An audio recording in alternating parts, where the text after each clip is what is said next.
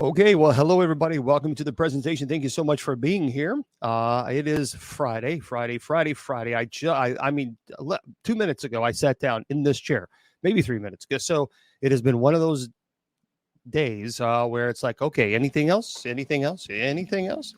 Yeah, it's been. I tell you, it has been crazy. And I don't know, my computer. They did an update on it, and it keeps driving me crazy because it keeps auto adjusting my microphone, and I don't want it to auto adjust my microphone, and I have auto adjust off.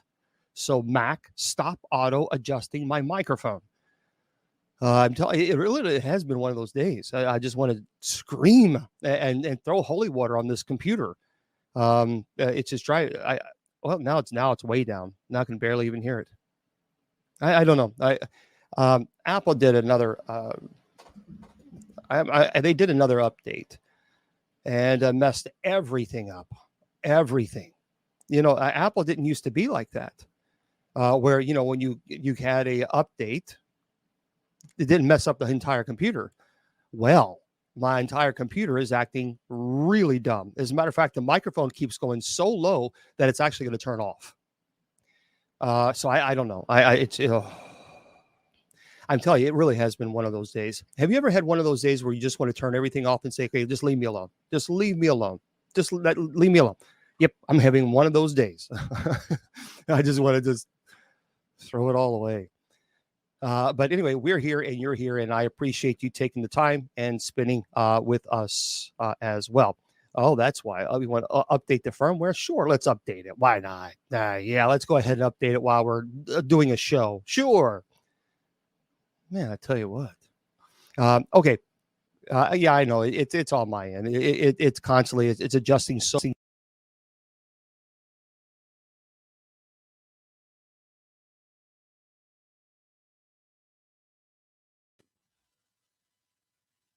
Well, now we lost your audio completely. We cannot hear you. Just letting you know. We can't hear you. Something happened when you moved that mic. I was like, oh my God. I don't know if he realizes that we cannot hear him. At least I can't hear him. Can anybody else in chat hear him? Because I cannot. It was fine. But I don't know if we cannot hear you. So happy Thanksgiving to everybody upcoming. I know we cannot hear him. He knows. He's going to work on that. So he'll figure that out. He's going to be talking tonight about the 7 Archangels. Now, hopefully everybody can hear me at least, right? I'm hoping. While he sorts out his technical issues. His computer, this man. All right, can you hear me though? Can you hear me? Like I said, he's still working on that. You should be able to hear me fine. So if you cannot hear me, then there's something really okay. You can hear me. Anyway, he's going to be talking about the 7 Archangels first hour, and then he's going to be taking questions from the chat. There we go. What's up? There he is. Goodbye. I'm telling you, it is. I'm not kidding you. For those of you who have no idea what I'm doing, the computer just decided to update it on its own. Just to go ahead. So anyway, whatever. You know what I mean? All right. I'm so not interested in dealing with trolls on TikTok. Not today. So sub chats only on. Okay. Happy Friday to all of you guys. It's, as you can tell, it's been one of those days. But we're here, and I appreciate you guys spending time with us. Today, we're going to talk about a cool topic. But before we do, I want you to go to a website. It is kgradb.com. KGRAD as in dog, B as in boy.com. And make sure you go to subscribe. But put Bishop as your promo code, because if you do, you're going to get 30% off your subscription. And there you go. And I think that would be perfect. Oh, by the way, I got to also go on my Facebook and open up the show. because it's just one more thing that I have to do because Facebook is just being very difficult. I'm telling you guys, if this was not a Friday the 13th, it certainly does feel like it, because it has been nonstop like this all day. And there we go. So now everybody can watch it, because then they're screaming at me that as if I don't have enough to do with it. Okay. Yeah, it is. And now Spreaker's just stopped. I'm telling you, this is the strangest. I feel like this is like the Twilight Zone. I feel like this is the Twilight Zone. Okay, so let me fix this, man. So of course, KGRADB is where we want you to go to, and then we want you also to make sure that you're going to a wonderful website, of course, bishopjameslong.com, and check that website out. We'd love to have you there, and look around if you want, and then of course usocc.org. So what I'm doing now is I'm trying to fix all these things going on at the same time with the. I tell you what, I'm very close just to saying that's it. I'm done. I'm done. I'm telling you.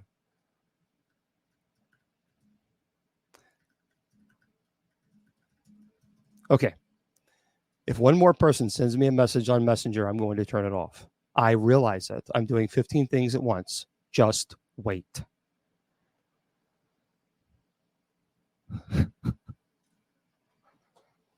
This is when you Calgon take me away. You know what I mean? I solely understand.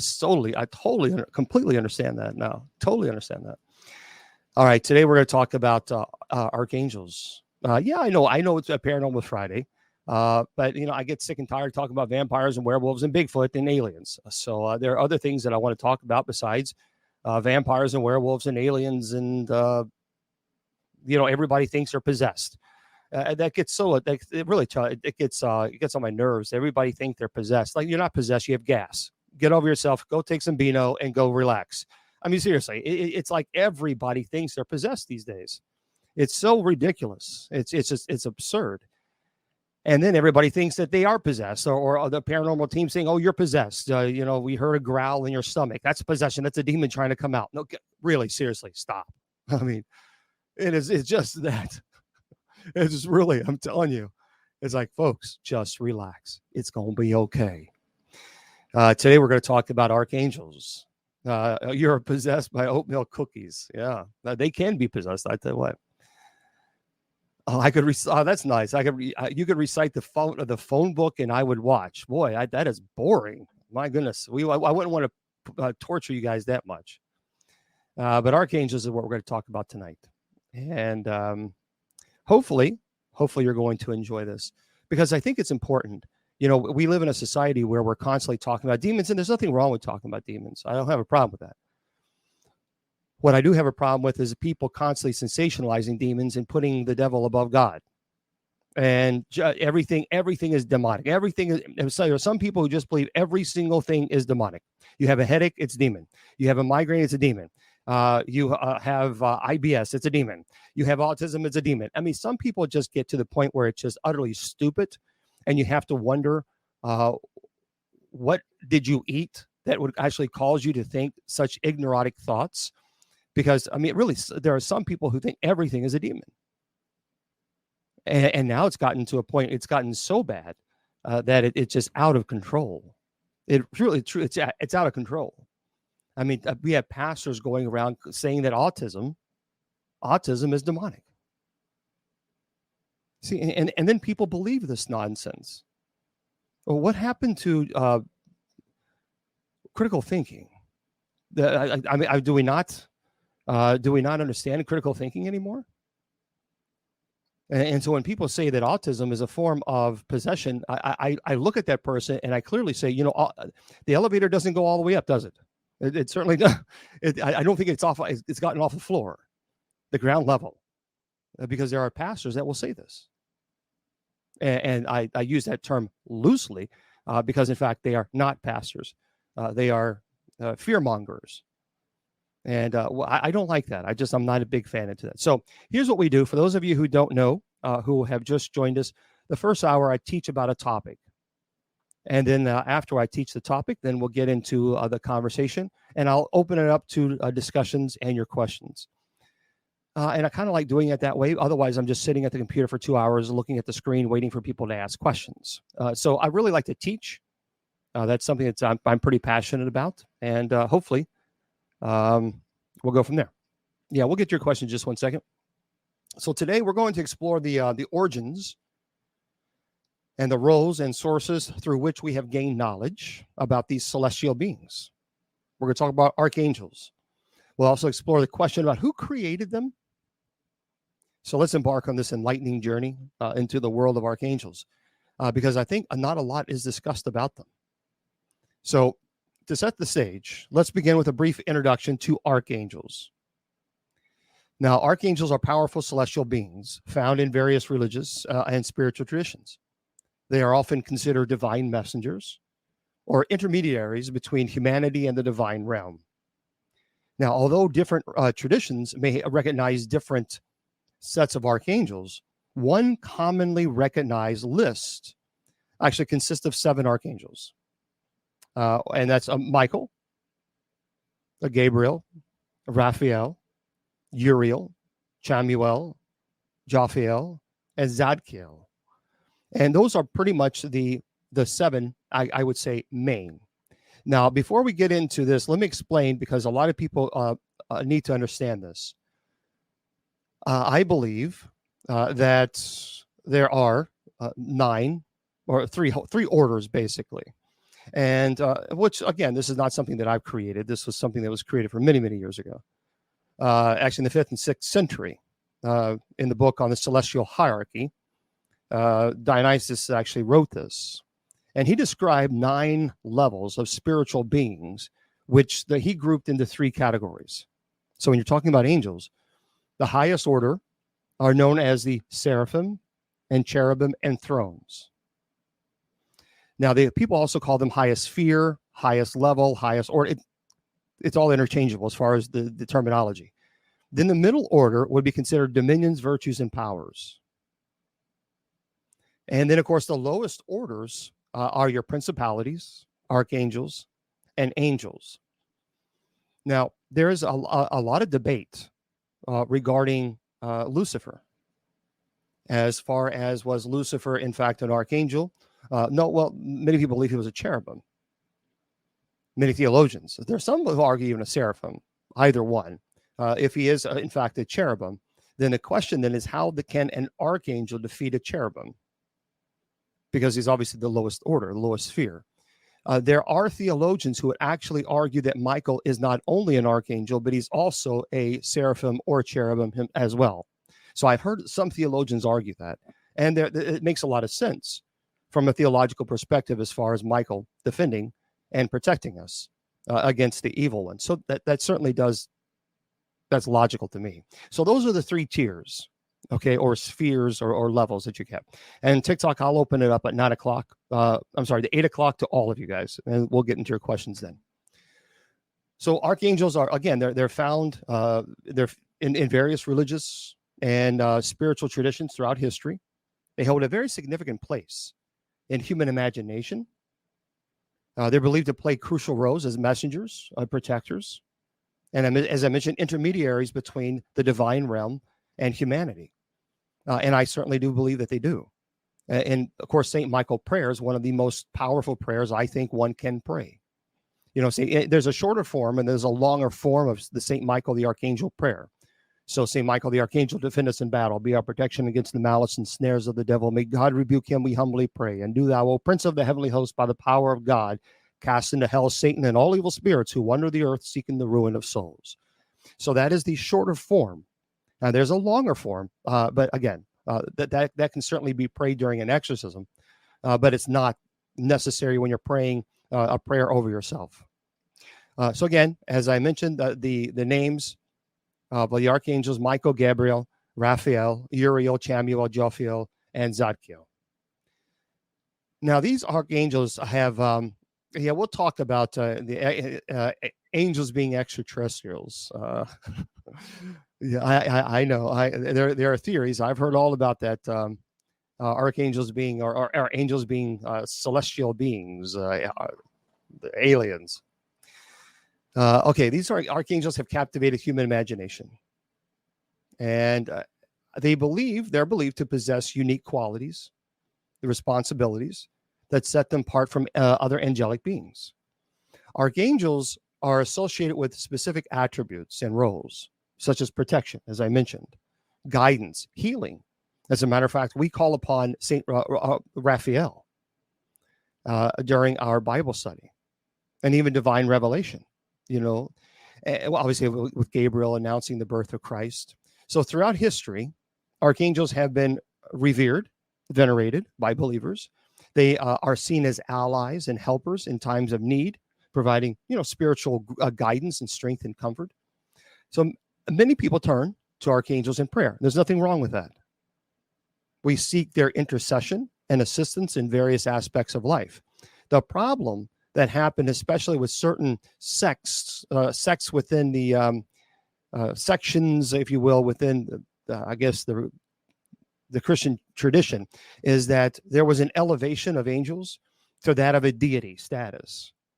And that, of course, was heretical because people were starting to worship angels and look at them basically as co-redeemers, and they're not.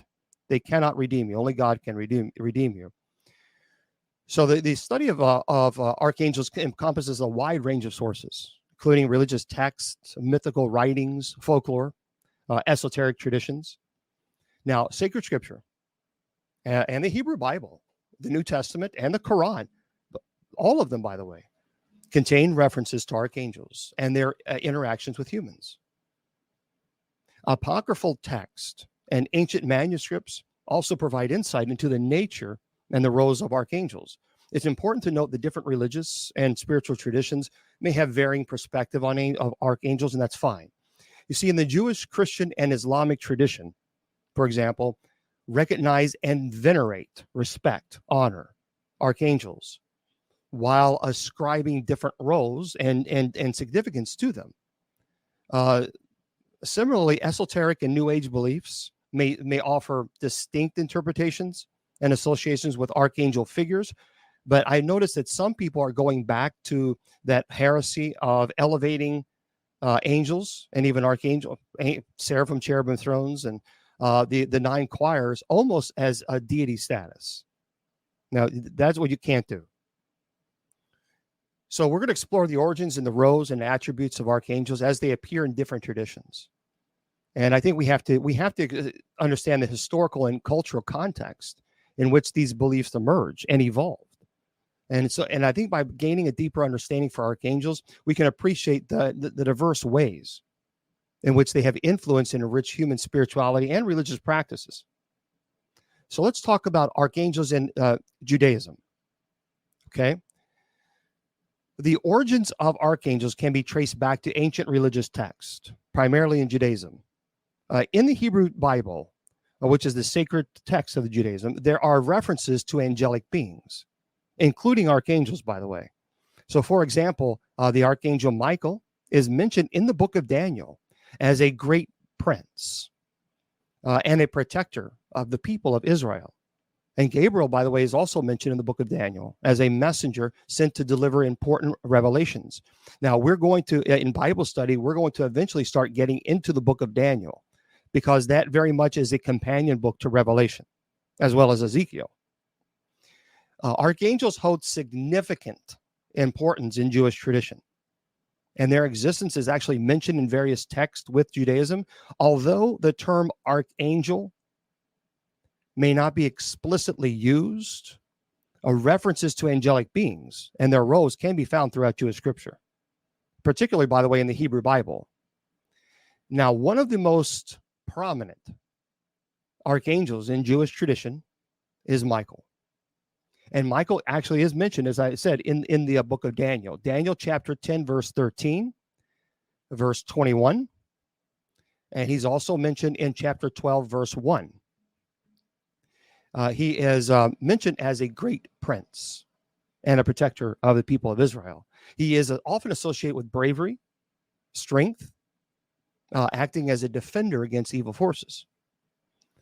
Now, in Jewish folklore, Michael is regarded as the guardian of Israel and the leader of the heavenly armies.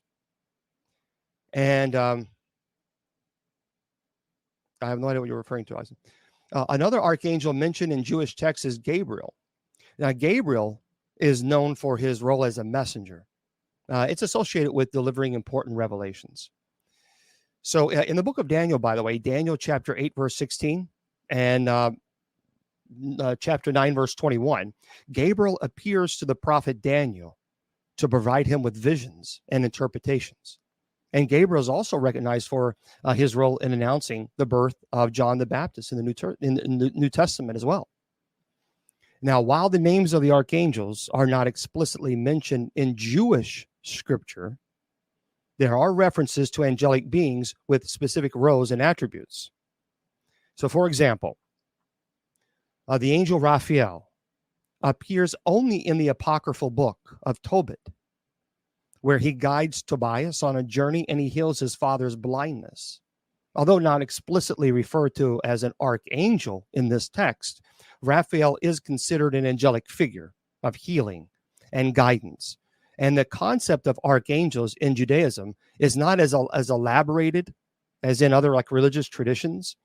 And the names and specific attributes associated with archangels have developed over time through Jewish folklore, and also mystical writings and interpretive traditions. So again, I'll get your question just 1 second. Hopefully that at least helps you understand from a Jewish perspective. These sources have contributed to the understanding and the veneration of archangels within the Jewish communities. It's important to note that while archangels hold significance in Jewish tradition, the focus on Jewish worship and devotion primarily revolves around God alone. So angels, including archangels, are considered part of God's creation. They're not co-created. And they're seen as messengers and servants of the divine will rather than objects of worship themselves. Because in the early church history, people were worshiping the angels themselves. So obviously, they played a very notable role in Jewish tradition, and that's fine. And while the term archangel may not be explicitly used, figures like Michael and Gabriel are recognized for their roles. Now, obviously, there is plenty of the talk about in Christianity, archangels in Christianity. Christianity recognizes and reveres the archangels, and they play significant roles in various scriptural accounts. Now, Michael, by the way, thank you very much. Michael is often depicted as a warrior and defender against evil, and he's mentioned in the book of Revelation. And Gabriel is known as the angel who announced the birth of Jesus to Mary. Yeah, I was familiar, yes, the Gabriel announced, but again, I was explaining the Jewish tradition versus Christian tradition. Raphael, in the Christian tradition, is associated with healing and is mentioned in the book of Tobit. And these archangels have become prominent figures in Christian theology, and they're venerated. Archangels hold significant importance in Christian tradition. They are recognized as powerful celestial beings with distinct roles and attributes. And the archangels are mentioned in various scripture accounts, have become central figures in Christian theology and devotion. Now, one of the most well-known archangels in Christianity, really and across the board, is Michael. Michael is mentioned in the New Testament book of Revelation, Revelation chapter 12, verse 7 through 9. And he's described as a warrior who leads the heavenly armies against the forces of evil.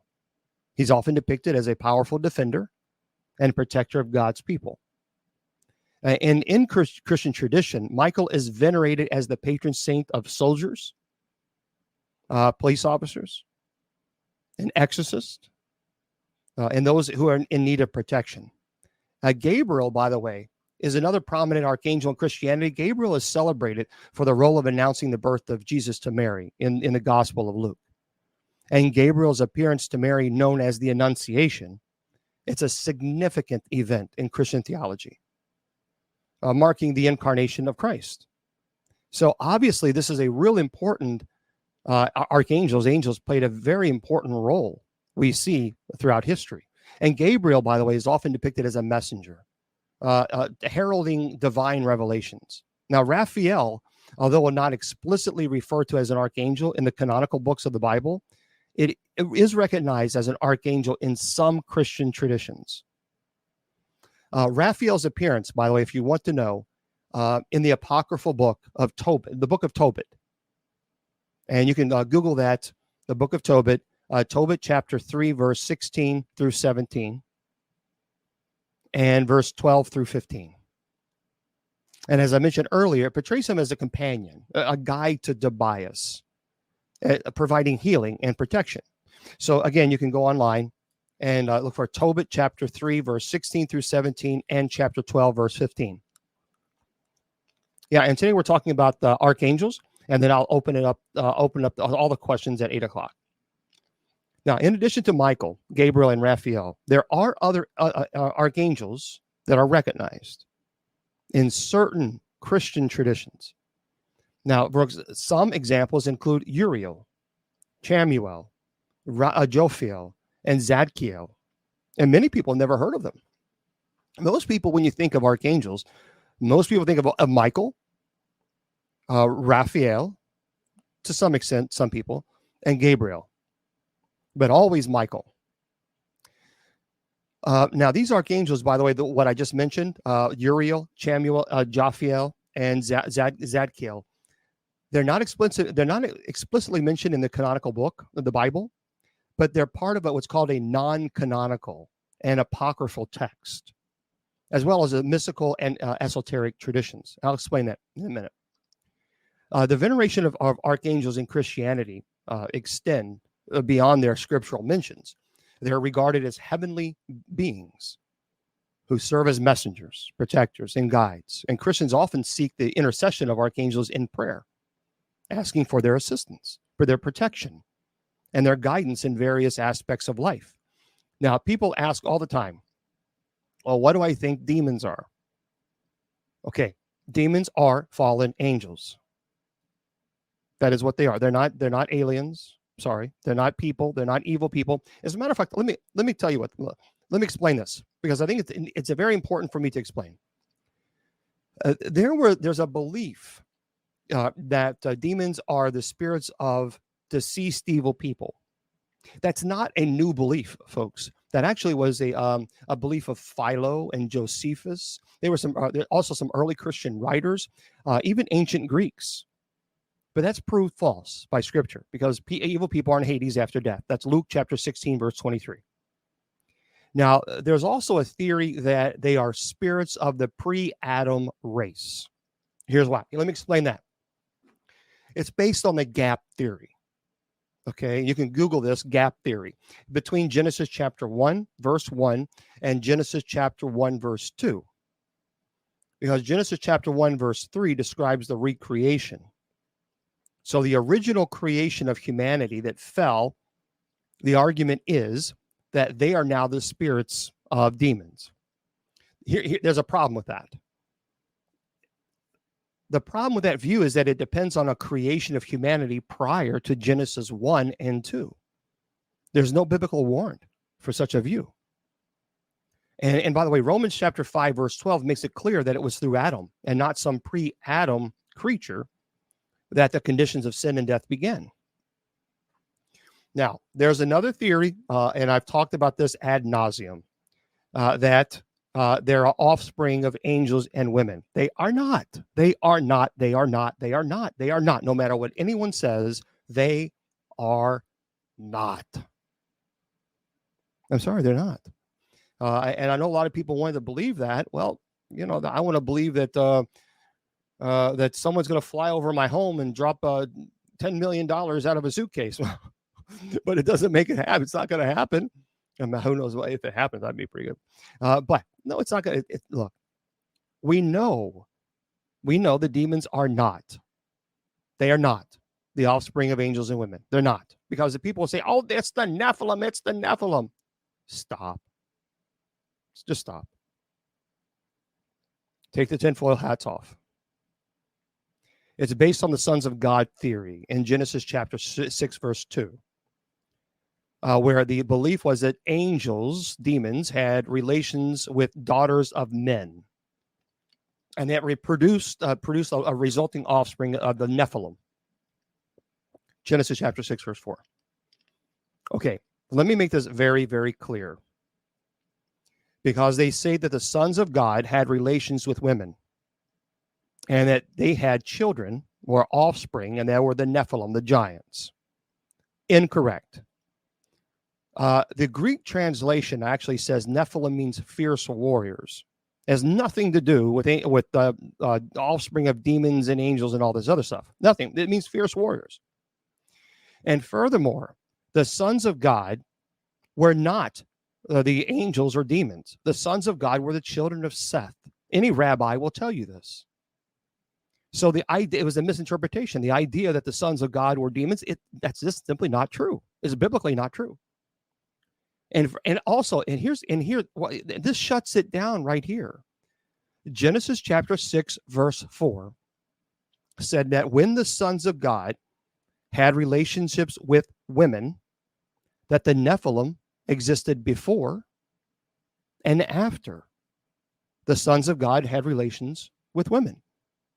So therefore, the Nephilim could not be the offspring of demons and women. It's right there in Scripture.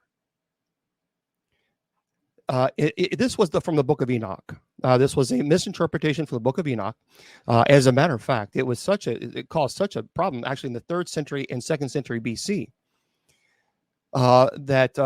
This misinterpretation, even Paul was aware of it, because Paul says in 1 Timothy chapter 1 verse 4 and 1 Timothy chapter 4 verse 7, he says that do not argue over endless genealogy and the foolish myths of the Nephilim. So no, they were not the offspring of demons and women. They just simply were not. Now, that was just to sell a book. That's all that was created for.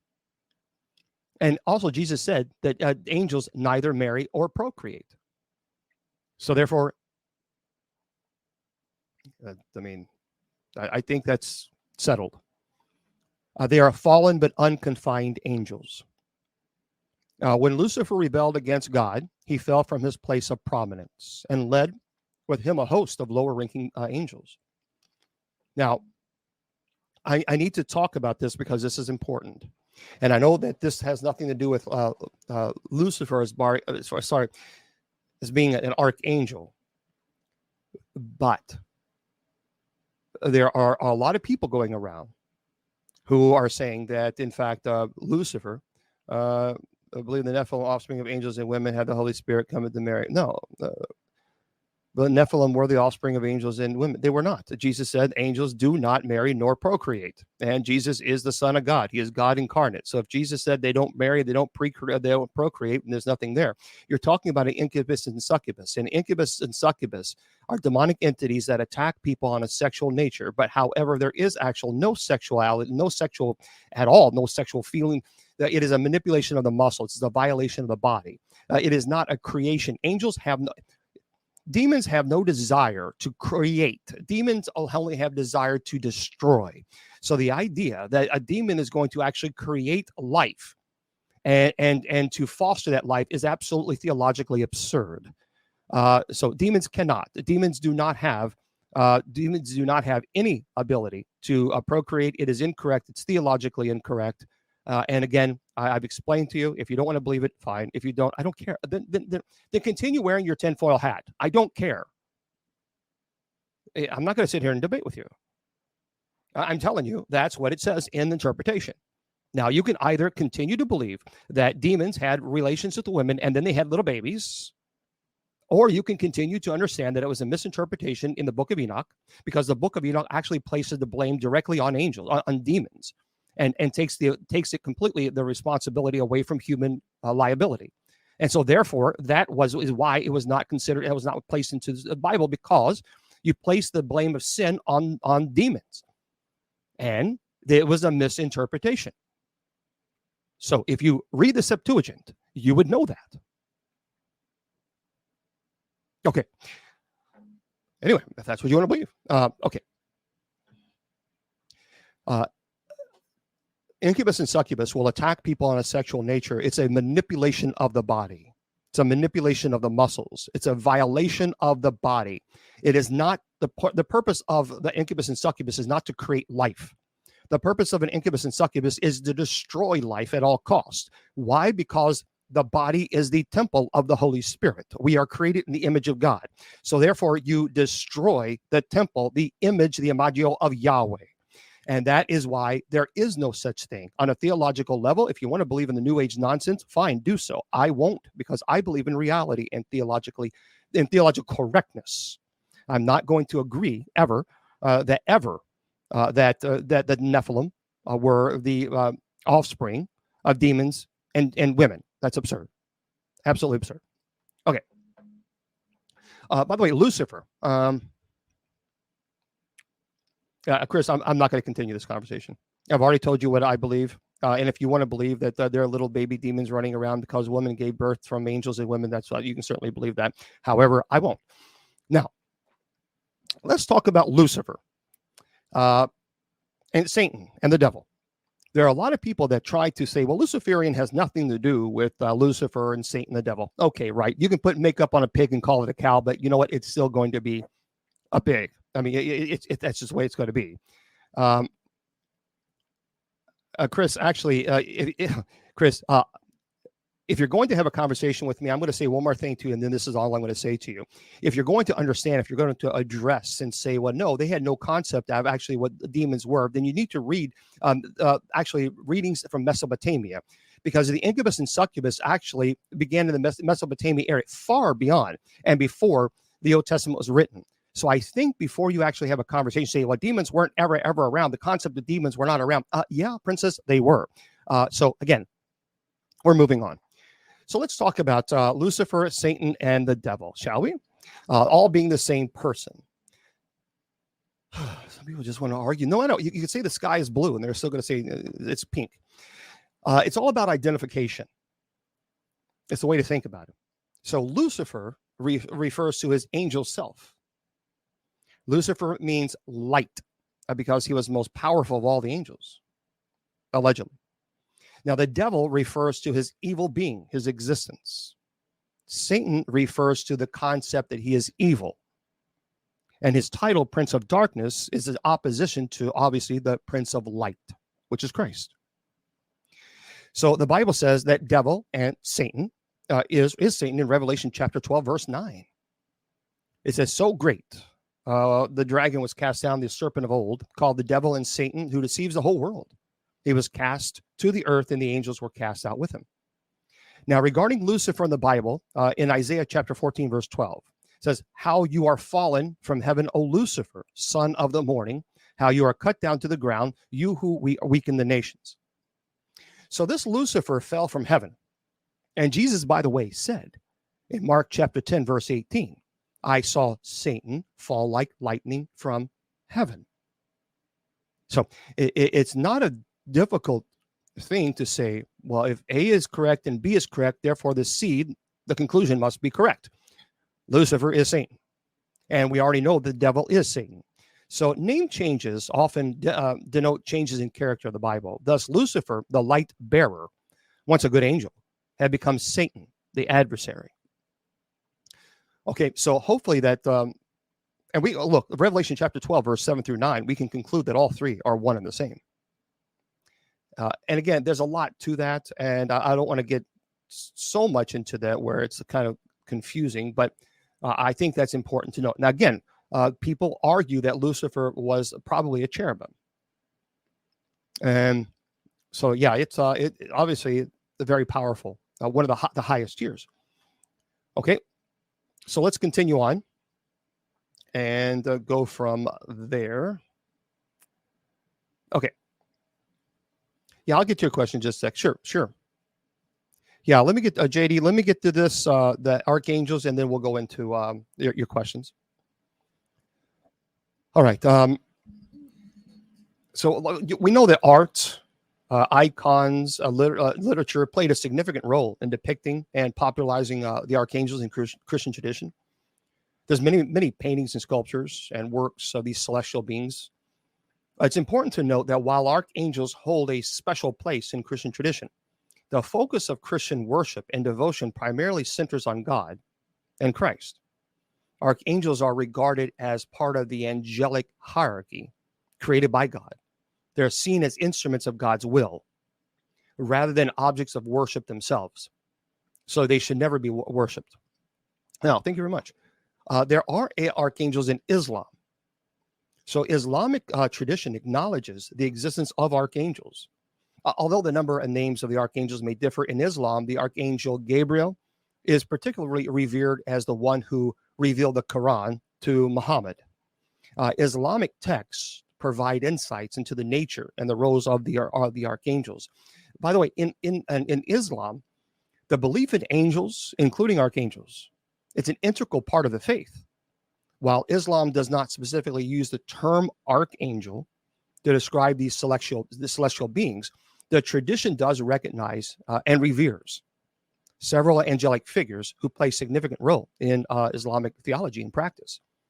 Among them, the most prominent archangel in Islam is Jibril, or Jibril, is known as English as Gabriel. And it's highly revered as the angel who brought the divine revelation of the Quran to Muhammad.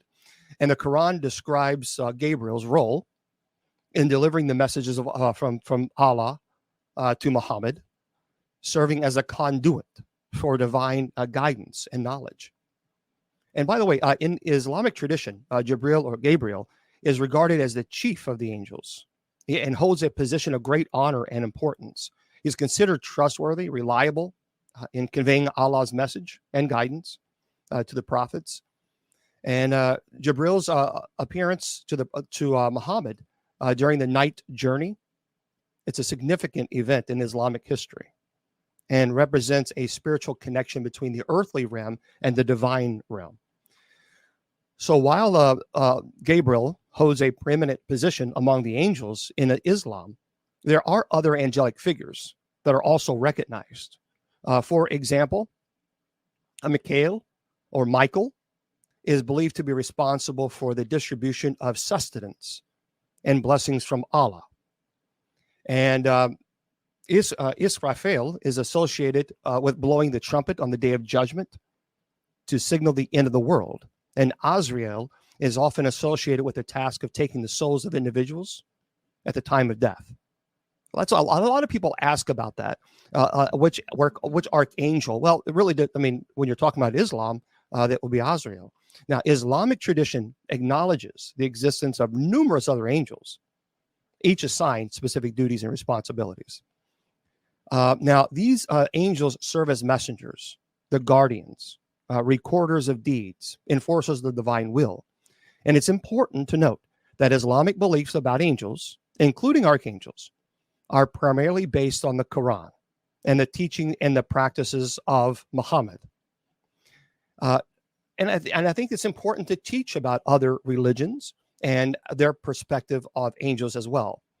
The Hadith, which are, by the way, the Hadith are collections of the sayings and actions of Muhammad, and also provide insight into the role and the nature of angels in Islam. Hadith is Hadith. So, and I encourage you to read. I mean, you should always read and to learn about it. So if you're interested in this, it's Hadith, Hadith. In Islamic art and literature, angelic figures, including Jibril, is often depicted with wings, revered for their connection to the divine revelation and guidance.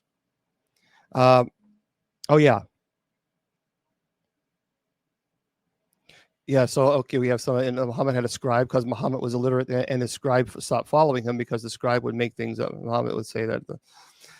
I mean, there's, again, well, you don't have to agree or believe. I just want to present what they are and give you an idea that there's other people who believe, in angels. It's not just the Christian tradition. Now, by the way, there are other traditions. Archangels are not limited to the Abraham religions or to Islam or just to Christianity. Various other spiritual and esoteric traditions recognize the existence of angelic beings. For example, there's some New Age and esoteric beliefs that believe that archangels are associated with specific attributes and qualities. So, like the Archangel Uriel. In many traditions, Uriel is considered the archangel of wisdom and illumination. And Uriel means light of God or fire of God. Folks, hold on to the questions, please. Just hold on to the questions. I'm trying to get through this lecture. Just hold on. This is how we do the show. I lecture, and then I told you at 8 o'clock I'll get to your questions, but I can't keep looking at the chat and focusing on the lecture at the same time. It's very distracting. Okay. So in some texts, Uriel is depicted as the angel who guarded the gates of Eden and Adam and Eve after Adam and Eve were expelled. He's often portrayed as carrying a book or a scroll, symbolizing his role as a teacher and a revealer of divine mysteries. Now, there is Archangel Jophiel, and Jophiel is known as the Archangel of Beauty, creativity, because the name Jophiel means beauty of God. And in certain traditions, Jophiel is believed to have been the angel who expelled Adam and Eve from the Garden of Eden. And Jophiel is associated with bringing inspiration and uplifting energies to individuals, fostering creativity, and helping them find beauty in their surroundings. There is the Archangel Zadkiel. Zadkiel is often regarded as Archangel of mercy, forgiveness, transformation. The name Zadkiel means righteousness of God or justice of God. And actually, in some traditions, Zadkiel is associated with the biblical figure Melchizedek, who is known for his high role as a priest and a bringer of spiritual blessings. And Zadkiel is considered a compassionate and merciful angel who assists individuals in finding forgiveness, releasing emotional burdens, experiencing spiritual transformation. Then there is Archangel Chamuel. Now, Archangel Chamuel is pretty interesting. If you read a little bit more about it, it's associated with love, compassion, peaceful relationships. The name Chamuel means this: he who sees God, or he who seeks God. And in certain tradition, Chamuel is believed to have helped Jesus during his moments of anguish in the Garden of Gethsemane. And Chamuel is often called upon to heal emotional wounds, restore harmony in relationships, and help individuals find inner peace through connection with the divine. I think it's quite beautiful.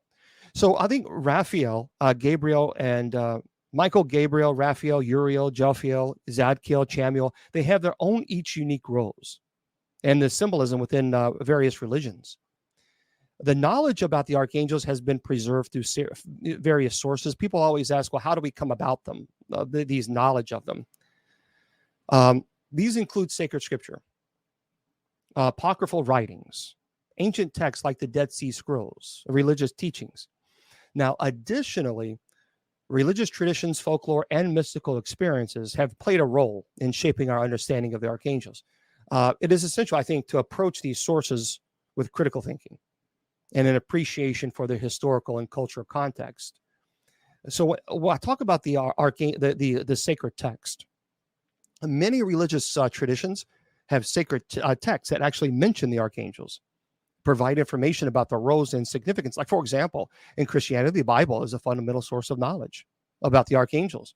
The book of Daniel, Tobit, and the New Testament actually mention archangels such as Michael, Gabriel, and Raphael. And these texts offer a glimpse into their interactions with human and the divine missions. There's also what's called apocryphal, and again, I think if you read some of these texts alongside the canonical scriptures, there exist apocryphal texts that provide additional insight. The texts, like, for example, the Book of Enoch. There's nothing wrong with the Book of Enoch, but you have to understand that there were some misinterpretations. Now, the Book of Tobit, the Testament of Solomon, and among others, you might want to look up. Although these texts may not be considered part of the authoritative canon, if you will, in many religious traditions, They often contain rich descriptions of archangels. Again, I encourage you to read them.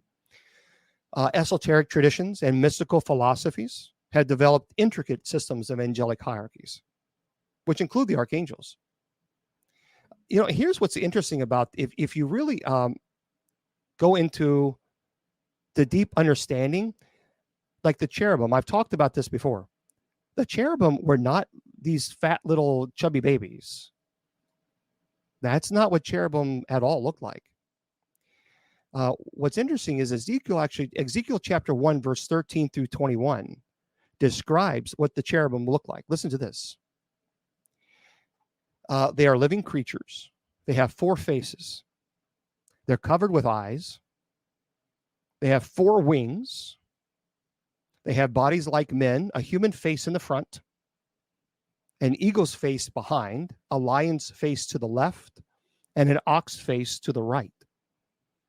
When they move their knees do not bend, but they remain straight and stiff.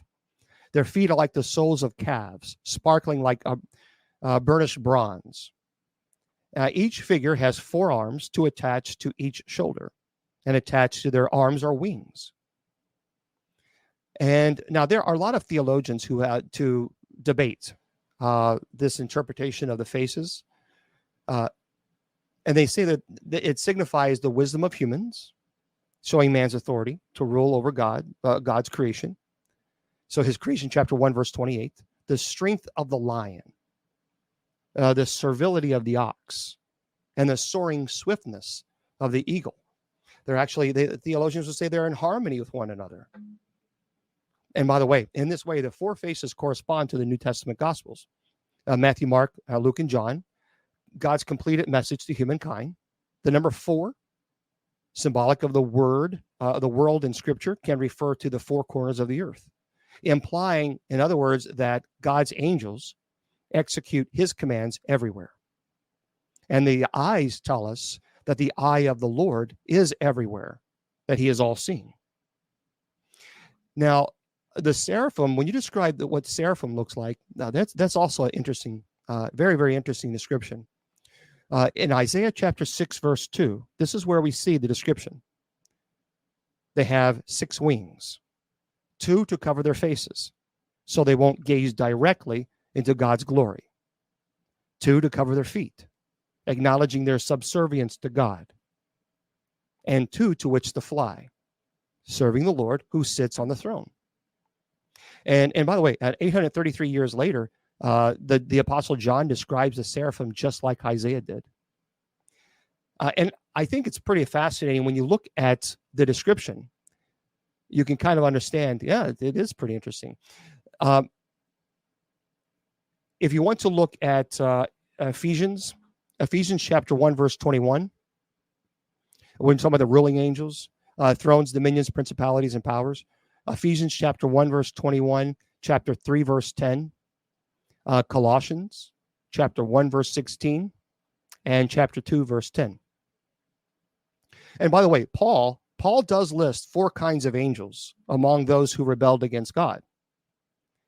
So Paul mentions the principalities, and he says they are the chief rulers, those of highest rank in the satanic kingdom, is what many people believe.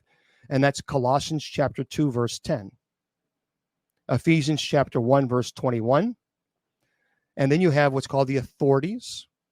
They're fallen angels whose power is derived from Satan, and they do his bidding. And we see that in Ephesians chapter 1, verse 21 and chapter 6, verse 12. Then you have what Paul would say is the rulers of darkness, the spirit rulers who assist the plans of Satan in the world. And we see this in Daniel chapter 10, verse 13 through 21. And then, of course, he also says the spiritual wicked spirits operating from the heavenlies, where Satan has a seat of operations, according to Ephesians chapter 1, verse 21. So they're very interesting when you break it down. But here's what I tell people all the time. This is so distracting. This microphone is so distracting. It goes up and down. It's distracting. But the archangels, I would strongly encourage you to call upon them. For me, I focus primarily on the three most well-known archangels, not to impugn any of the archangels, but for me, I enjoy reading more about Michael, Gabriel, and Raphael. For me, those are the three archangels. They have their very unique stories and symbolism. And again, there's other lesser knowns, as I mentioned, but I encourage you to do some more reading upon them. And we have when we have a night prayer, one of the prayers we always pray is to, well, of course, one of the great angels, Raphael. And so we have that at 10 p.m. Eastern Standard Time. So if you want to join us, that's 10 p.m. tonight. It's strictly on Spreaker. So you can go to usocc.org and check that out. And we'd love to have you. We play music around 9:45. But the prayer, for those of you who don't know, it's a beautiful prayer. And we also pray to St. Benedict. We pray for that. But there's a shorter form that people pray. So it says, St. Raphael, the glorious seven who stand before the throne of God, who live and reign.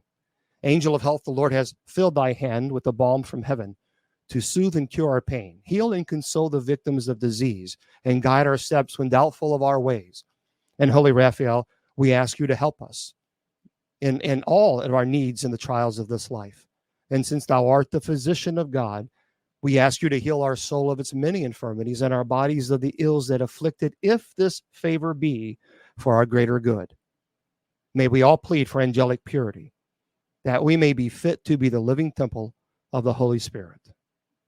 And that is a prayer that we pray every single night for night prayer. It's quite beautiful. Quite beautiful.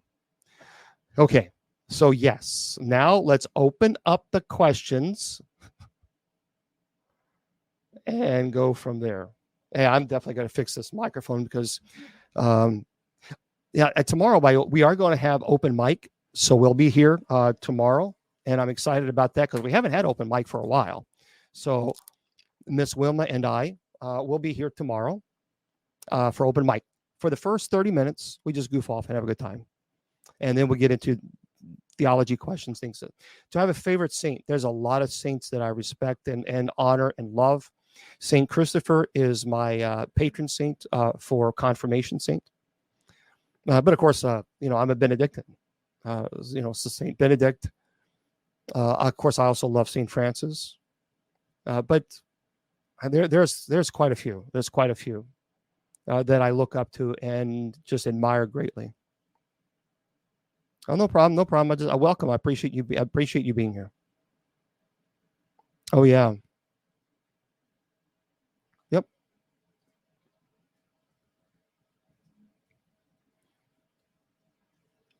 So yeah, hopefully that helps a little bit about. There's a very very distracting for me with my microphone. That's a good question. The question was: Is the angels created before man?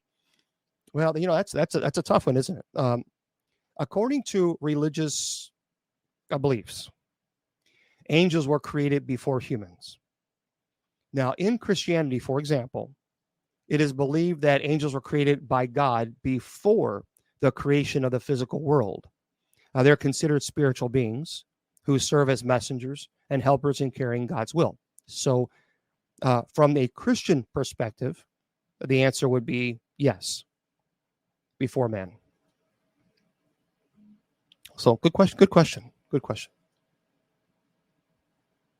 Yeah, that's right. God heals. That's right. Yeah. Yeah, Nicholas, I love Raphael. Yeah, see, Jeremiah, with the as far as Malachi and the prophecies, there's a lot of people who get kind of overwhelmed, I think, with the prophecies. And I think some people, especially now, because they're going all over social media scaring people. And for me, it's kind of, I don't like that. I don't like when they do that. And so, because we can't control it, we can't change it, there's nothing we can do about that. We can't fix it. We can't stop it, nor should we. And I acknowledge that there are some prophecies out there that are quite interesting, but I don't put so much stock in them that I put the prophecy above the message of what Christ said. Oh, you don't know a Key of Solomon? Yeah, I'll talk about that in just a second. You don't know the Malachi prophecies? For those of you who don't know the Malachi prophecies, they're also known as the prophecies of the popes. It's a series of alleged prediction about future popes attributed to Saint Malachi. Now, he was an Irish bishop, by the way, who lived in the 12th century. And according to these prophecies, the saint accurately foresaw the succession of the popes until the end of time. So the prophecies, they consist of like short phrases in Latin describing each pope with an enigmatic motto. So these mottos are believed to provide like cues and characteristics, nationality, lineage. Again, it's important to note that there's a lot of debate and skepticism regarding the authenticity and the interpretation of these prophecies. There's a lot of scholars and historians consider them to be a later, even a forgery or creative exercises. Now, there are some interesting predictions that were made by this particular saint. According to these prophecies, there are a total of 112 different mottos representing each pope, beginning with Pope Celestine, I think, in the second, which was 1143, and ending with the final pope called Petrus Romanus, or Romanus, in other words, known as Peter the Roman. Now, the last motto, it's a glory of the olive. It's said to represent Pope Benedict, and the following motto, corresponding to the last pope, has generated various interpretations and speculation. What's interesting about that is that there is a cardinal whose name is Peter, and of course he's a Roman. And so it would be very interesting, in fact, if that, if after Francis, if that happened, I'd scratch my head and say, well, okay, that's interesting. There's something interesting there. So yeah. Well, Barbara, like specifically what as far as my belief that do I believe it's true? Yeah, a lot of people say morning star Jesus and son of the morning Lucifer. No, they're not. They're absolutely not the same at all. And as a matter of fact, there's even some people going on, and some New Age people going around saying that Lucifer and Jesus were actually brothers. I mean, really, people are just creating these things up, just creating this nonsense, and it's just very, very frustrating.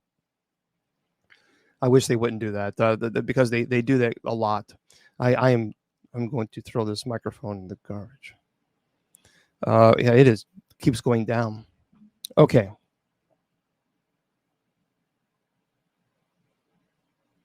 But yeah, we believe obviously that of the demons who possessed Annalise McKell, Emily Rose. However, there were during the rite, the demon listed several names, human names, and not just demons. So, which that's not uncommon. So, the Key of Solomon. Yeah, no. You guys can hear me fine. It's just what happens is on my computer, because I have to update it. It automatically the microphone, the volume will go really, really low, and I can't hear it at all. And then it goes really, really high. So that's what it's been doing that since 7 o'clock. It's literally going up, down, up like that, driving me nuts. So I think we'll have to do some, we'll have to do an exorcism. Okay. Oh yeah. The Lesser Key of Solomon. It's interesting about the Lesser Key of Solomon, which of course is misinterpreted. And by the way, a lot of people have done some really bad stuff because they think that they can summon demons and that we force them to do their bidding. That's very dangerous. It's a very dangerous thought to do that, and one should not fall into the temptation of doing that. the theory was, well, Solomon loved many foreign women. He was the son of King David, and he inherited a powerful, the most powerful kingdom in the world. And he loved foreign women, along with the daughter of a pharaoh, and he had quite a few wives and concubines. And many of those women introduced, of course, their gods to Solomon, and requested that these temples be built in their honor. And the folklore, the story is that Solomon was able to summon these demons and to force them to build temples according to the will of Solomon to appease his wife. According to the Talmud, Solomon's ring, Solomon had a ring, was engraved with the name of God on it. And Islamic authors tell us that it contained the most great name of God, along with 4 jewels that had been given to Solomon by angels. Now, in Islamic accounts, the jewels are said to be inscribed with phrases. So the first jewel gave Solomon dominion over the winds, and was inscribed to God, Allah, belong power and greatness. And then the second gave him dominion over birds and beasts, and was inscribed, let all living things praise God. And the third gave him dominion over earth and water, was inscribed, heaven and earth are the servants of God. Now the fourth gave him dominion over the jinn, and was inscribed, there is no God but God, and Muhammad is his messenger. Muhammad, of course, was not born until many centuries after the angels brought Solomon the jewels. Now, the ring served King Solomon as a signet ring for like sealing letters and decrees, but it was also the source of his alleged supernatural powers. So with it, he allegedly he was able to control the winds and to fly about on a wind-borne carpet, hence Aladdin. It allowed him to communicate with animals and even flowers, and but most notably, he used it to control the jinn, Jinn. And by means of this ring, Solomon could summon these unworldly spirits and make them do his bidding. He could also exorcise them from possessed demons. Now, there is a Russian mystic who traveled in Tibet during the 1920s. And according to Rorik, the ring was set in with a fragment of a particular stone. And this ancient stone describes a chunk of a Moldavite with glowing figures or lights, if you will. And the abbot presented Rorik with a fragment of it and revealed that the stone had been brought to earth by a messenger from Sirius. So it is the belief that with this particular stone or with this particular ring, he had the ability to call upon and summon jinn to force them to build temples to appease his wives and concubines. I simply don't believe it. It is folklore, and I just I don't agree to it. So, right.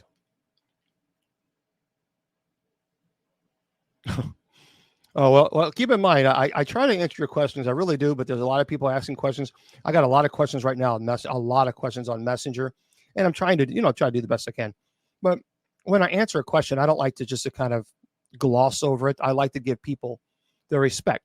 So I try to answer it as much as I possibly can. I know sometimes it's a little long-winded, but anyway. Well, thank you very much. I appreciate that. So no, I don't believe in this. As a matter, here's what I do know. I had a case where there was a young girl who was being picked on, and as a matter of fact, it was on the show. I don't think they included that into that, but she had believed that she could summon demons because she had read about the Lesser Key of Solomon, and she believed that she could summon these demons because she was being bullied. And so what she did is she used the Ouija board. And she had these sigils of the demons that she found online that people said, oh, you can do it. They won't harm you. That's what happened. And so she then had these sigils and she summoned these demons to get revenge on the people who were harming her. Well, regrettably, she wanted revenge, and she did get revenge, but she paid a very, very heavy price. And that price was possession. And that was an unbelievably violent case. That was a case where I actually saw she was lying on the bed. And that was the part where I saw like someone had put a rope around her waist and just lifted her up just like that. And she had like a V shape. And that was the one where I heard her vertebrae crack, and I thought she had broken her back. And that was also the one where her eyes went complete solid blackness, a total blackness. So that was, she believed, because she read online that demons are here to help, that not all demons are bad. That's what people are putting online. It's very irresponsible. Anybody who does that, you should be ashamed of yourself, because you're misleading people. Because that's what you're doing. People are saying, well, not all demons are bad. Well, you put that out online, and then people who are younger, they read that, and that is absolute false information. And then what happens is they say, well, this person said that they have a great website, and they come across as being very honest and truthful, and then they believe what they read, and then they summon these demons thinking they're going to do their bidding.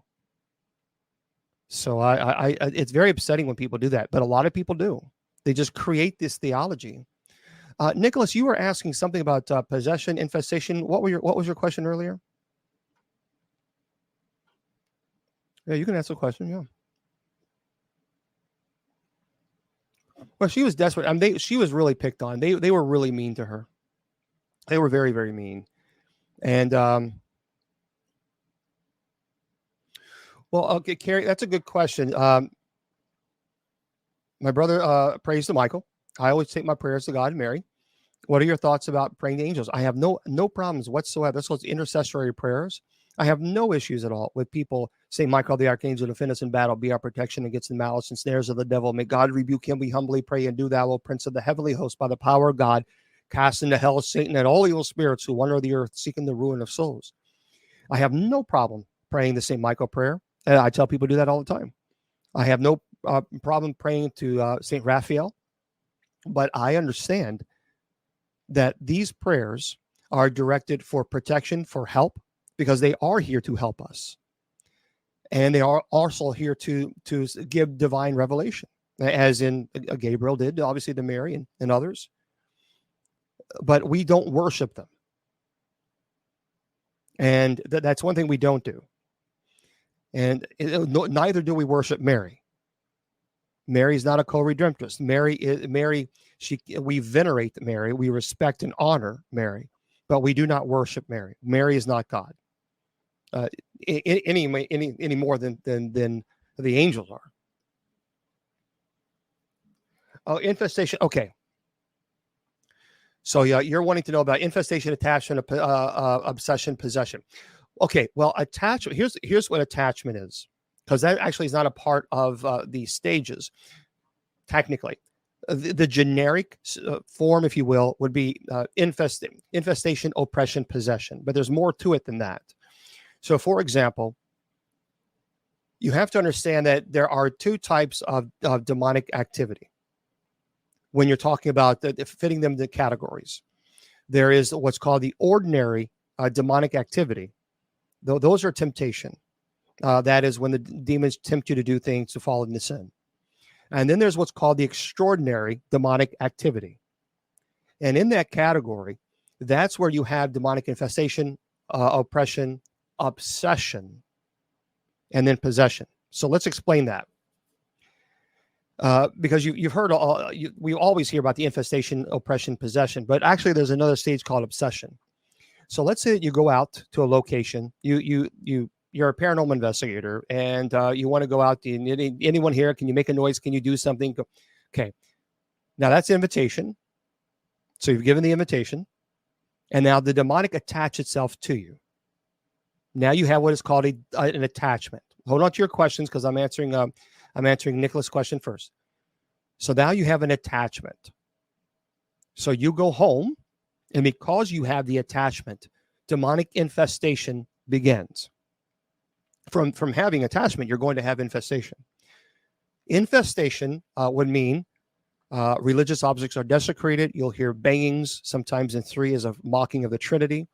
Animals are terrified. You will smell sometimes sulfur, because Revelation talks about how in the end, demons will be thrown into the lake of sulfur.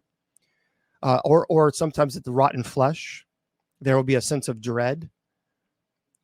And sometimes there's also a term called ectoplasm, which basically it's a liquid phlegm, if you will, that can appear on walls, ceilings, on floor. And you'll have other things that are occurring. And then when you are the person that it's focused on, then you have what is called demonic obsession and oppression. So demonic oppression is when it begins to physically attack you. So it begins to bite you. It begins to pinch you. It's obviously causing past sleep deprivation. It's trying to break down your immune system to where you can't fight. You're at a very weakened state. That's oppression. It's breaking down the will of the person. Then you have what's called demonic obsession. So demonic obsession is when it begins to attack you on an intellectual level. So you begin to hear its voice. It begins to interact with you. It tells you that your family's going to think you're crazy. They're going to put you in the mental institution, that no priest is going to help you. They think you're faking. I mean, it really does mimic schizophrenia. So that's a demonic oppression, and that's a demonic obsession. Remember, demonic oppression is when it begins to physically assault you. Demonic obsession is attacking you on an intellectual level. So it breaks the intellect and will down of the person. Once that happens, then that can lead into what is called possession. Now, there is perfect possession, and there's what's called transient possession. And transient possession is when the demonic will enter the body and leave at will. The person still remains under the stage of oppression and obsession. So even when the person is not under the stage of possession, in transient possession, they're still being attacked. They're still being oppressed, and they're still being obsessed. So the intellect and will is still, because obviously the demonic doesn't want the body to recuperate. So it will constantly attack so that the demonic can enter the body and leave it well. All right. And that's transient possession. When you have perfect possession, that's very dangerous because the demonic does not leave the body. The person remains in a constant stage of possession, and the body can only sustain so much trauma. And so that's where it gets into some really serious stuff. No, it's all serious. I mean, you got to remember, oppression and obsession is very violent. And so, again, if you've ever been sleep deprived, this is past sleep deprivation. This is really breaking down the entire will of the person. The person can't go on anymore. They just simply can't, and they give up. So, possession is rare. Possession is rare. I have been doing this ministry for over 2 decades. And I have performed, now 31 exorcisms, and in over 2 decades. And I've talked about this before. 15,000 emails. So you guys can't really see it very well, but there you go. 15,443 emails in my ministry account. That's just since last Friday, because I was sick last Friday. So there's a lot of people who say that they are possessed, but they're not. So I have not found that to be true at all. However, I have found that there seems to be an increase in demonic attachment. That obviously, when you're dealing with the attachment, it's also dealing with oppression and obsession. So that is concerning.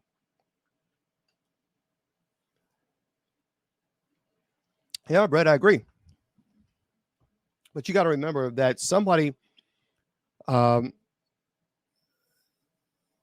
the majority of all, I would say 99.999%. There was only one case that I worked where it wasn't, where there was some form of invitation, whether that could be, you could go out and paranormal investigate, and if there's anybody here, can you do something? Can you make a noise? Can you push me? Can you, whatever it might be?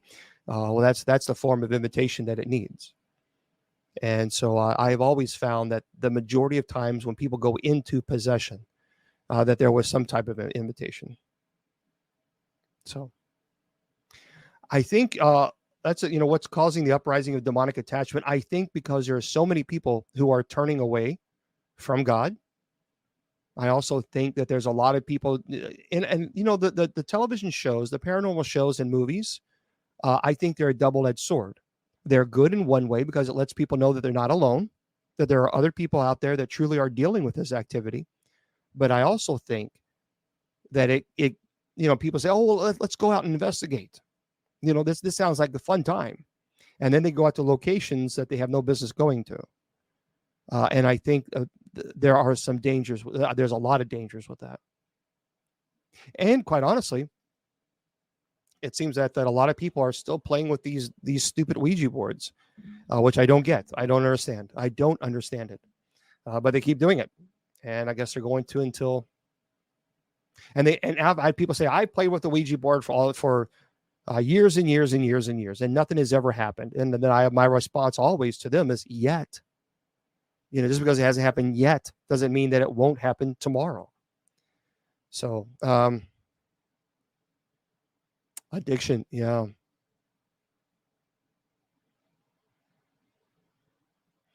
Tim, it's not easy. Tim says, how does one get an exorcism if going through oppression and obsession? That's one thing that I tell people is I don't perform exorcism on command. And there are people that will call me and I need an exorcism now. Okay, well, then go speak to someone who's going to give you an exorcism now, because I'm not. I won't. And I think it's irresponsible if anyone does, like on the spot. Here's why, Tim. I'm not now. Nicholas is a licensed therapist. I believe it is completely and totally irresponsible to perform an exorcism on someone without having some type of psychological evaluation on this individual. The person could be suffering from dissociative identity disorder, and you perform an exorcism on that person, you could create another identity. They could be in a paranoid, manic state, and you could create, you could put them in a state in which they can't claw out of. And not only that, but if someone is mentally ill and they're in psychosis, you could be feeding into that psychosis. I'm not a mental health licensed therapist. And so therefore, I think, now, can someone who is mentally ill be possessed? Of course they can. But you also must know if you're dealing with someone who is perhaps dealing with psychological issues, or if there's something else going on. Now we do investigations, but there's also even medication. Medications can cause hallucinations. And so I speak to I have a friend of mine who is there, trained. He's a pharmacist and he's trained in pharmaceutical studies, and he would know, hey, look, this person is taking this medications. What are the side effects?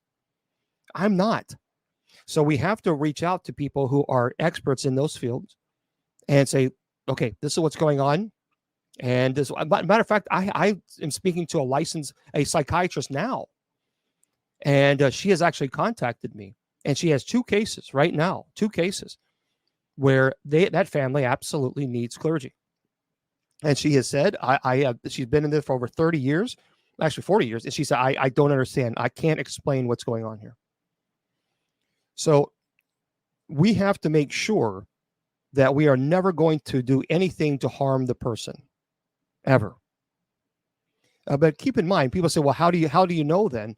How do you know if someone is mentally ill versus someone who is possessed? Well, that's easy. I mean, a mental illness does not cause you to levitate. A mental illness will not give you the ability to know languages that you've never studied before. Mental illness will not give you the ability of what's called retrocognition. Retrocognition is the ability to know your sins.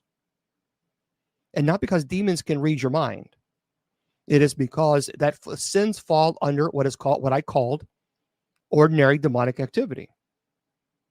So because through temptation and ordinary demonic activity, we sin, therefore they know the sins. That's why exorcists, we go to the sacrament of reconciliation prior to performing an exorcism. So we remove that ability away from the demonic, because the demonic will use that during an exorcism. So there.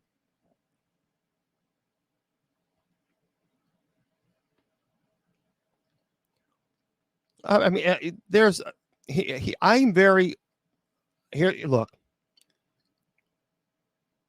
if someone is suffering from depression, there's nothing wrong with praying over that person. There's nothing wrong with that. But I also believe in our mental health therapist.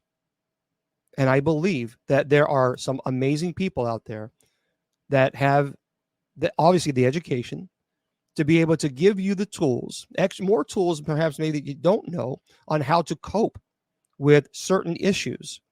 And I absolutely am an advocate for anybody who is going through whatever mental health issue, to find a licensed mental health therapist who can help you navigate through those issues. I look at that first. Let's work on that first, because once that is in place, then we can start also talking about the spirituality aspects of it. But I think that's very important, and unfortunately, a lot of people who claim to be exorcists are not going that route. And a lot of these people who are playing exorcist, who have these big conventions, well, I hate to say it, but it's a show. It is a great big show. And it's a show to make a lot of money, and it generates a tremendous amount of income. And I think it's unbelievably irresponsible to perform an exorcism on anyone without knowing their psychological background first. I find it appalling. I find it to be an abomination. And I think it is wrong. It's evil. Because you really could be feeding into psychosis, and you could really, I find that just irresponsible on all levels. Yeah, I agree. Oh, absolutely. Yeah. Again, you can pray for someone. You can always pray for someone. Absolutely. You can always pray for someone, and you should. But if someone has a mental health issue, I'm going to always tell them, you need to speak to someone who is licensed, who can help you. And then after that, we can kind of work on your spirituality. But let's get you the immediate help that you need right now. And with your coping mechanisms, it's very important. Very, very important. So that's my opinion. Some people don't agree. That's fine. But that's the way I would want my family to be treated. And to be honest with you, that's how I would want to be treated. Okay.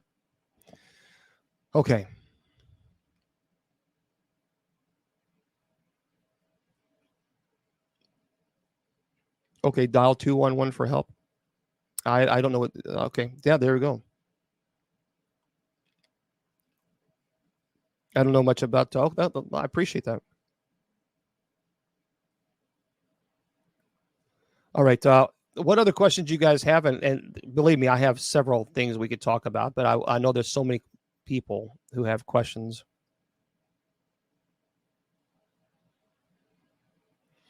Can't breathe, heal the mentally ill like Jesus did in the circus. I'm saying I understand science above. Well, look, I'm not a licensed mental, and can't priests heal the mentally ill like Jesus did? Jesus is God. Priest or not. And I think We absolutely can pray, and we should. Well, every single one of us, we should pray for anyone who's suffering from mental illness, anybody. But it's also irresponsible not to tell the person that they should speak to a licensed mental health therapist so that they are able to get coping mechanisms on how to deal with their mental health issues. That's what I believe. Malachi Martin, sure. Yeah. Father Malachi. He wrote a great book called Hostage to the Devil. And really a fantastic book. I don't know. Malachi was actually the chief exorcist of Rome. And then he left Rome. He got married. And he continued, however, performing exorcisms. And so Hostage to the Devil. Well, that's okay. We're here.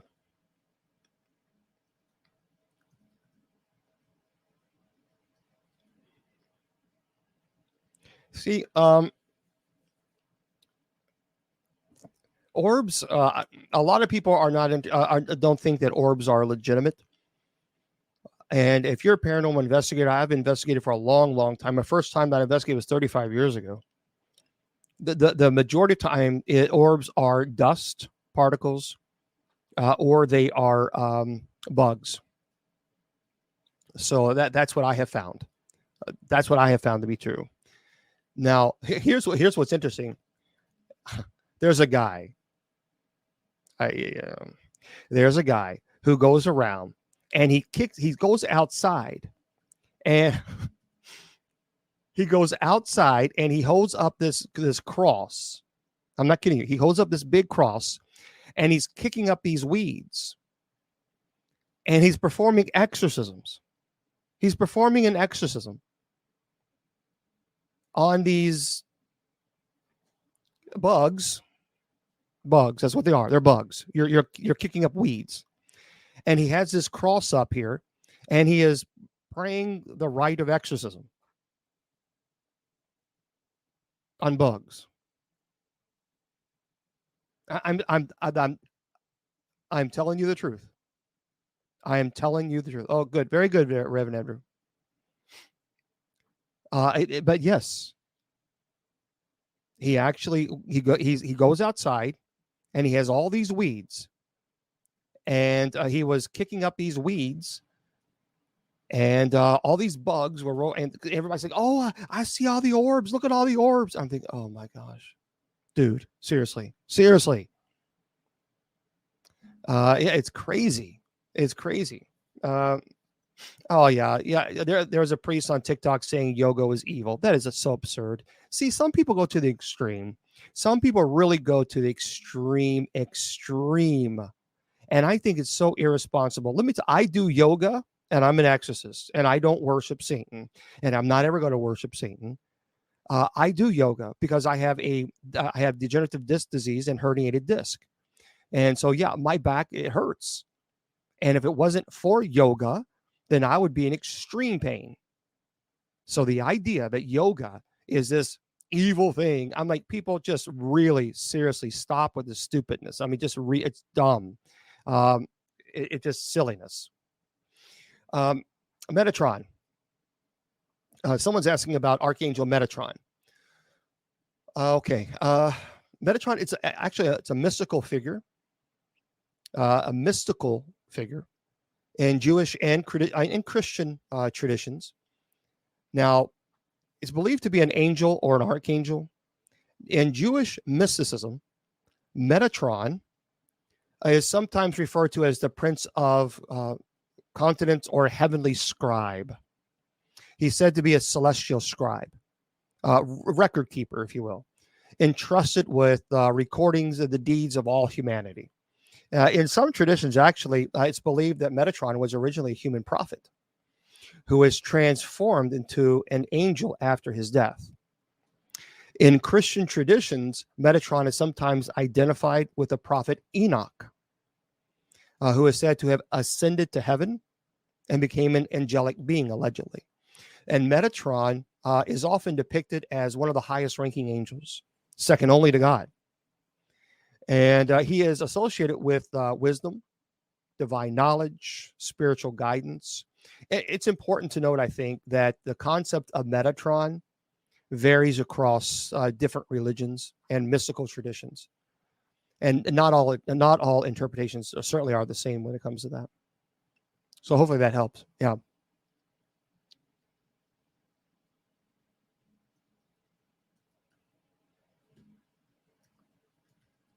yeah, it's interesting.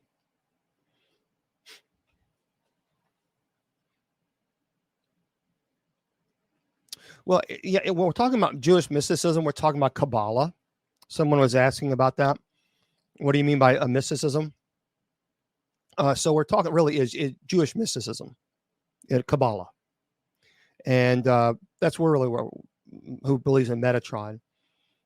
So, and that's, I mean, again, if that's you believe in Metatron, all right. There's a lot of uh, there's um there's writings, by the way, in such as the Book of Enoch and the Zohar provide further insights into the origins and nature of the angel Metatron. So, if you want to read a little bit more about this particular angel, you might want to look up the Book of Enoch. Yeah, yeah. There's some. I've read some books on that. He's not all. He's not also. So,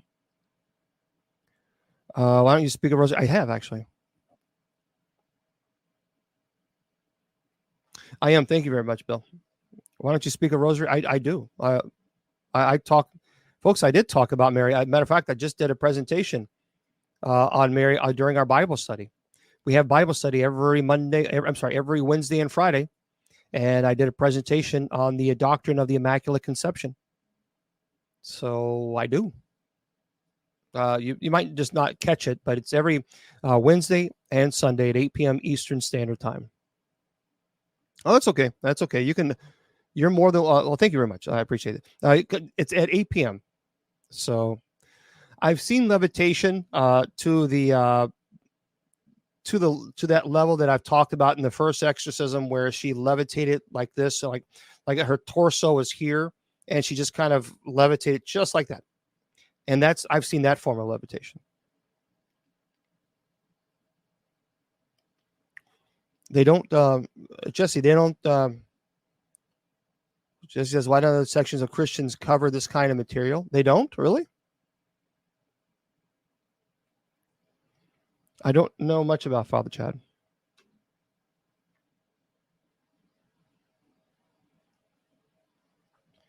Yeah, reptilian ETs. Yeah, that's an interesting. I'm going to have to do a matter of fact. I did a presentation on aliens not that long ago, and I broke down the different species that are allegedly, the grays and the reptilians, and maybe we'll have to do another presentation on that again on a Friday.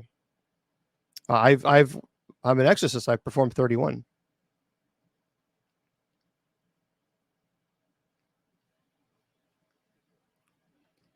Well, Pablo, I don't. It's not. See, Pablo, a lot of people get that confused. Possession has nothing to do with the paranormal. Possession is theological. So that's there's nothing about it at all that is paranormal. And one thing that I have to tell you, people say, "Oh, yeah, absolutely, yeah." People say, "Well, I don't believe in possession. I don't think it exists," and everyone has that right to believe that. That's okay. I mean, there's nothing. I'm not insulted. I don't get insulted by that. But here's what I say to people, and I let people know about this. I'm not getting paid for this. I come here every single Friday. I do presentations. I answer questions. I come here on Saturday. I'll be here tomorrow night. Miss Wilma and I will be here from 8 to 8:30, just joking around, telling some jokes. And then at 8:30, I'll answer more demon questions. I don't get paid as being clergy. I do this 100% free. And I've talked about this before. I went to Loyola University in Chicago, graduated there, and I went to graduate school. I have a doctorate and 3 masters. And I'm going to tell you this, and I've said this before. If I did not know that possession exists, I do something else with my time because I don't charge ever. I've never charged an exorcism, performing an exorcism. I don't charge going to people's homes. So people say, well, if you charge, then you're doing it for ulterior motives. Well, I don't charge. I pay for it out of my own pocket. So I don't quite understand, or if I might have that rare saint of a friend or individuals who want to help get me to a location. That's the only way I can get there. So if I did not know that possession exists, I promise you, I would not be doing this. There's a lot of other things that I could do right now. I'm here because I know what I've seen. And because I can't deny what I've seen, I share that with you. And I teach online. I teach English online. So it's not that I don't work. I do ministry, but this is a full-time job. So I will admit I'm a workaholic,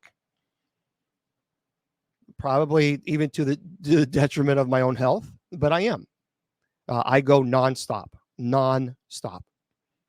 because if I'm not working, then I don't like that. I always like to work either for the church, and now of course going to be teaching our deacons because they're studying for the priesthood. So we'll be starting that process soon.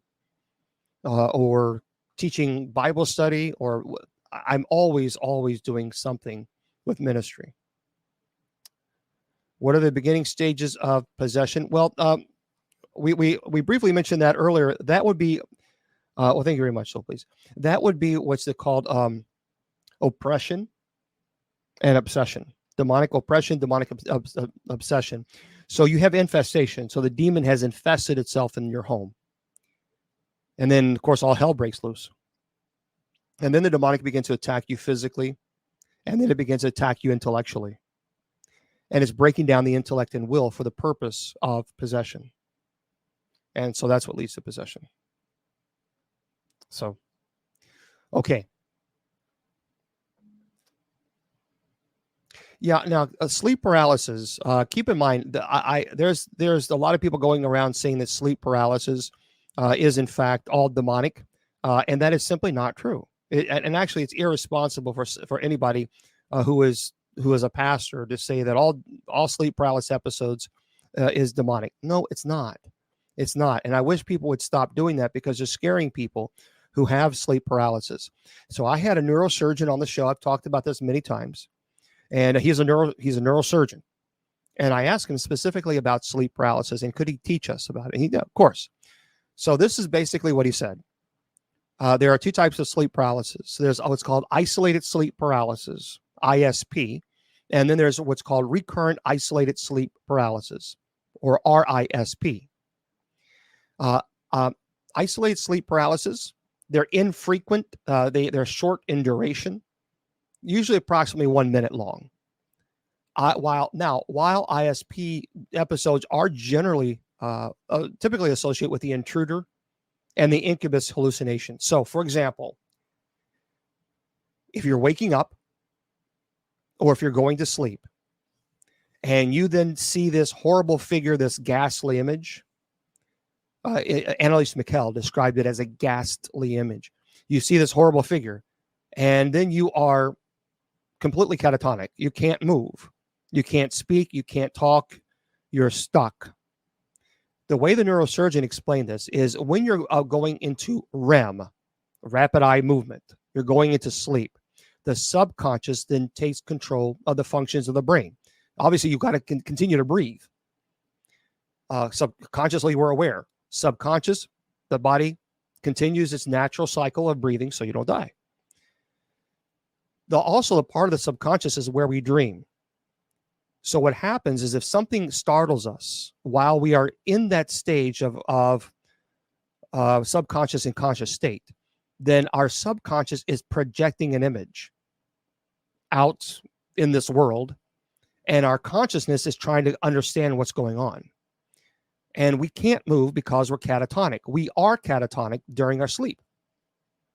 It doesn't mean you don't move. It certainly does. But when you're going into REM.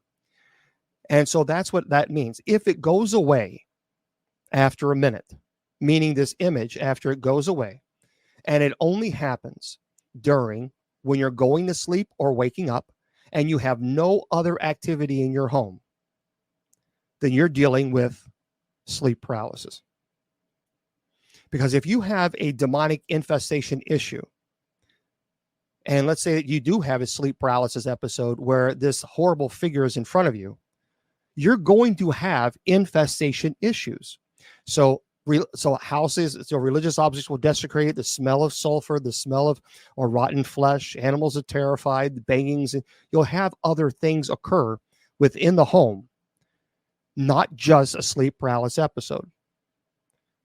When you're dealing with the incubus and succubus, that can occur anytime during the day. So even if you're wide awake, 3 p.m. in the afternoon, and your body sort of goes into this catatonic state, and now this incubus and succubus is attacking you, and you're completely awake, totally aware. Now that's incubus succubus. But can you have an incubus and succubus while you're waking up or going to sleep? Yeah, you can, but you're also going to have infestation issues that go along with that. Okay, so hopefully that explains a little bit. But a lot of people, by the way, and again, I'm not a doctor. I'm just passing on to what this doctor said. If you have a narcolepsy attacks are more common when the individual is falling asleep. So ISP or RISP attacks are more common on awakening. So he suggested that if you have these sleep paralysis episodes, then you might want to be tested for narcolepsy. Again, that's his advice. He's a neurosurgeon. He would know. So there we go. Okay. Hopefully that helps. I'm glad you've been there. Yeah.